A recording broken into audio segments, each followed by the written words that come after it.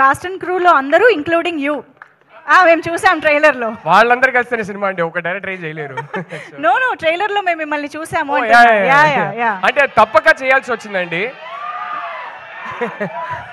వేరే యాక్టర్స్ అనుకున్నాం, తప్పక చేయాల్సి వచ్చింది. ఓకే, నేను చేస్తేనే బాగుంటుంది అనిపించింది. సో అసలు ఏంటి ద గర్ల్ ఫ్రెండ్ ఎక్కడి నుంచి పుట్టింది? ఎక్కడి నుంచి పుట్టిందనా? యాక్చువల్లీ ఆల్మోస్ట్ ఒక 12-13 ఇయర్స్గా నా మైండ్లో ఉన్న ఒక స్టోరీ అండి. అండ్ నేను హాస్టల్లో ఉన్నప్పుడు ఒక చిన్న ఇన్సిడెంట్, ఆ ఇన్సిడెంట్ మైండ్లోనే ఉండిపోయింది. ఆ ఇన్సిడెంట్ తర్వాత మెల్లగా ఒక 12-13 ఇయర్స్ బ్యాక్ అది మెల్లగా స్టోరీగా ఫామ్ అయింది. ఒక 5 ఇయర్స్ బ్యాక్ స్క్రీన్ ప్లేగా రాసుకున్నాను. And I'm just grateful, universe కన్స్పైర్డ్, దీనికి టైం వచ్చింది ఇప్పుడు. సో ఫైనల్లీ ఇవాళ ఇప్పుడు తీసి మీ ముందుకి తీసుకురాబోతున్నాం. సో గర్ల్ ఫ్రెండ్ ఎక్కడి నుంచి పుట్టింది అంటే నా గర్ల్ ఫ్రెండ్ నుంచే పుట్టిందని చెప్తారేమో అని ఆ ఆన్సర్ ఎక్స్పెక్ట్ చేసి అడిగాను. 11 ఇయర్స్ గా వైఫ్ ఏనండి, గర్ల్ ఫ్రెండే లేదండి. వైఫ్ లోనే గర్ల్ ఫ్రెండ్ కూడా ఉంటుంది కదా. అదేమో కరెక్ట్, అదైతే కరెక్టే కదా.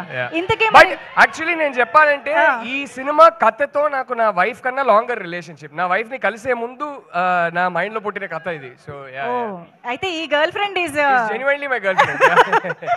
ఓకే, ముందు వైఫ్ కంటే ముందు వచ్చింది అనమాట. సో అయితే ఇది చాలా లాంగ్ రిలేషన్షిప్ కాబట్టి మా అందరికి అంతే అద్భుతంగా ట్రాన్స్లేట్ చేశారని మేము నమ్ముతున్నాము. Thank you so much, looking forward to watch the film. Thank you so much Rahul గారు.